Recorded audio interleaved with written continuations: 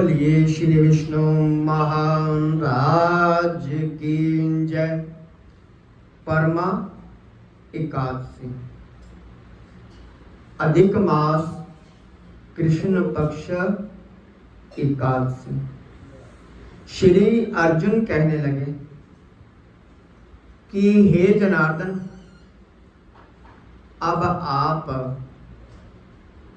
अधिक मास, लौंद मास जिसे कहते हैं, कृष्ण पक्ष की एकादशी का नाम तथा उसके व्रत की विधि बतलाइए। इसमें किस देवता की पूजा की जाती है तथा इसके व्रत करने से क्या फल मिलता है। श्री कृष्ण कहने लगे कि हे पार्थ, इस एकादशी का नाम परमा एकादशी है। इसके व्रत करने से समस्त पाप नष्ट हो जाते हैं तथा मनुष्य को इस लोक में सुख और परलोक में मुक्ति मिलती है। इसका व्रत विधि पूर्वक करना चाहिए। भगवान विष्णु के धूप दीप नवेद पुष्पों से पूजा करनी चाहिए। इस एकादशी के विषय में एक मनोहर कथा है जो कि महर्षियों के साथ कपिल्य नगरी में हुई थी। वो मैं कथा तुमसे कहता हूं, उसे ध्यान पूर्वक सुनो कि कपिल्य नगरी में सुमेध नाम का एक अत्यंत धर्मात्मा ब्राह्मण रहता था। उसकी स्त्री अत्यंत पवित्र और पतिव्रता थी। किसी पूर्व पाप के कारण वो दंपत्ति अत्यंत दरिद्र थे। उन्हें भिक्षा मांगने पर भिक्षा भी नहीं मिलती थी। उस ब्राह्मण की पत्नी वस्त्रों से रहित होते हुए भी अपने पति की सेवा करती रहती थी तथा जो अतिथि आते थे उनको अन्न दे करके स्वयं भूखी रह जाती थी और पति से कभी किसी वस्तु की मांग नहीं करती थी। दोनों पति पत्नी घोर अभावपूर्ण जीवन व्यतीत कर रहे थे कि एक दिन सुमेधा अपने पति से कहने लगी, अपने पति पत्नी से बोला कि हे प्रिया, जब मैं धनवानों से धन मांगता हूं तो वो मुझे नहीं देते हैं। गृहस्थी जो है धन के बिना नहीं चलती है।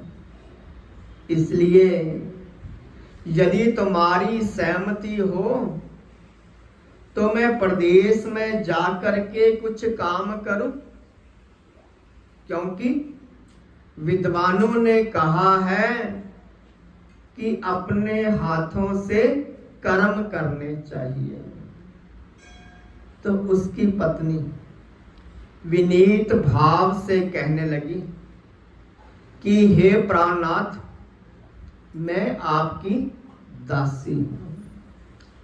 पति अच्छा और बुरा जो कुछ भी कहे पत्नी को वही करना चाहिए।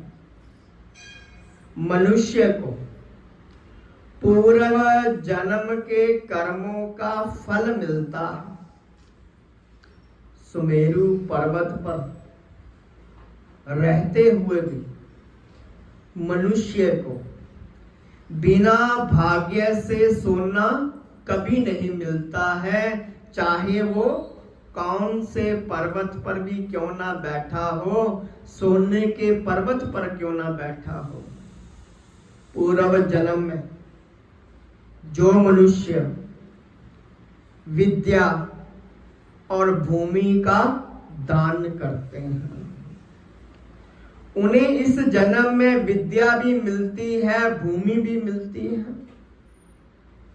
विधाता ने भाग्य में जो कुछ लिखा है वो टाले से भी नहीं टल सकता है। यदि कोई मनुष्य दान नहीं करता तो भगवान उसे केवल जीवन यापन के लिए अन्न ही देते हैं। इसलिए आपको इस स्थान पर रहना चाहिए, क्योंकि मैं आपका वियोग नहीं सह सकती। पति बगैर स्त्री की माता, पिता, भाई, ससुर संबंधी आदि निंदा करते हैं। इसलिए हे प्राणनाथ, आपको कहीं जाने की आवश्यकता नहीं है। जो भाग्य में होगा वो यही मिल जाएगा। तो पत्नी की सलाह मान करके ब्राह्मण प्रदेश नहीं गया। इस प्रकार समय बीतता रहा। एक समय कौंडिन्य मुनि उस जगह आए। उन्हें देख करके सुमेधा और उनकी पत्नी ने प्रणाम किया और बोले कि आज हम धन्य हो गए हैं। आपके दर्शन से आज हमारा जीवन सफल हो गया है। उन्होंने मुनि को आसन दिया, भोजन दिया। भोजन देने के पश्चात पतिव्रता कहने लगी कि हे मुनिवर, आप मुझे दरिद्रता का नाश करने की विधि बतलाइए।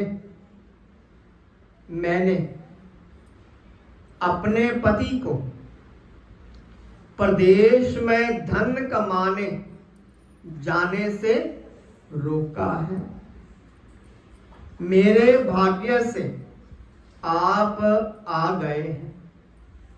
मुझे पूर्ण विश्वास है कि अब मेरी दरिद्रता शीघ्र नष्ट होने वाली है।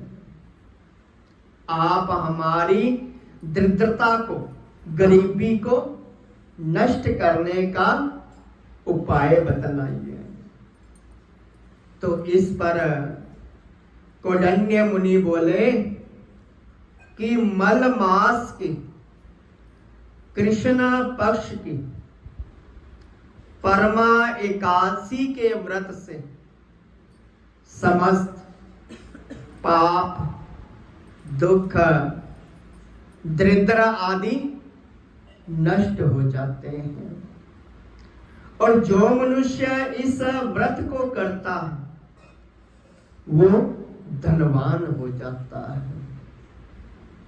इस व्रत में जो मनुष्य कीर्तन, पूजा, पाठ करता, महादेव जी ने कुबेर जी को इसी व्रत करने से धनाध्यक्ष बना दिया था। और इसी व्रत के प्रभाव से सत्यवादी राजा हरिश्चंद्र को पुत्र, स्त्री और राज्य प्राप्त हुआ था। फिर मुनि कौंडिन्य ने उन्हें एकादशी के व्रत की समस्त विधि कह सुनाई। मुनि बोले कि हे ब्राह्मणी, पंचरात्रि व्रत इससे भी अधिक उत्तम है। परमा एकादशी के दिन प्रातःकाल नित्य कर्म से निवृत्त होकर के विधि पूर्वक पंचरात्रि व्रत आरंभ करना चाहिए। जो मनुष्य 5 दिन तक निर्जला व्रत करते हैं वे अपने माता पिता और स्त्री सहित स्वर्ग लोक को चले जाते हैं। जो 5 दिन तक संध्या को भोजन करते हैं वे स्वर्ग में चले जाते हैं। और जो मनुष्य स्नान करके 5 दिन तक ब्राह्मणों को भोजन कराते हैं उन्हें समस्त संसार को भोजन कराने का फल मिलता है। और इस व्रत में जो मनुष्य दान करता है उन्हें तीनों लोक दान करने का फल मिलता है। जो मनुष्य उत्तम ब्राह्मण को भोजन का दान करते हैं, धन का दान करते हैं, तिल का दान करते हैं, वे तिलों की संख्या के बराबर उतने वर्षों तक विष्णु लोक में रहते हैं। और जो मनुष्य घी का पात्र दान करते हैं वो सूर्य लोक को चले जाते हैं। जो 5 दिन तक ब्रह्मचार्य पूर्वक रहते हैं वह स्वर्गों को प्राप्त होते हैं। तो ऋषि कहने लगे कि हे ब्राह्मणी, तुम भी इस परमा एकादशी का व्रत अपने पति के साथ करो तो इससे तुम्हें अवश्य ही सिद्धि और अंत में स्वर्ग की प्राप्ति होगी। कौंडिन्य मुनि के कहे अनुसार उन्होंने परमा एकादशी का 5 दिन तक का व्रत किया।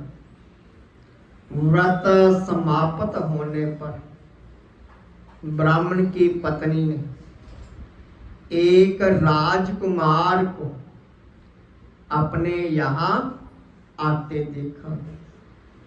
राजकुमार ने ब्रह्मा जी की प्रेरणा से एक सुंदर उत्तम घर जो सारी वस्तुओं से परिपूर्ण था रहने के लिए ब्राह्मण को दान कर दिया। और उसके बाद राजकुमार ने आजीविका चलाने के लिए एक गांव भी दे दिया। इस प्रकार दोनों इस व्रत के प्रभाव से इस लोक में अनंत सुख भोग करके अंत में स्वर्ग लोक को चले गए।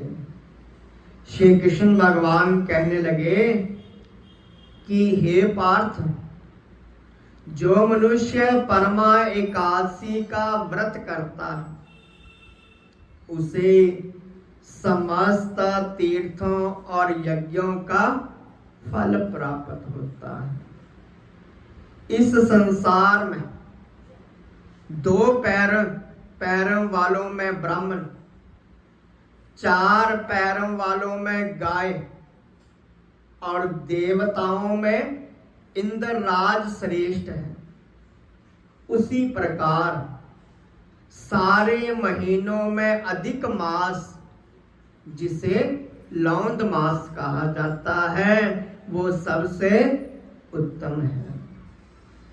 इस महीने में पंचरात्रि अत्यंत पुण्य देने वाली है।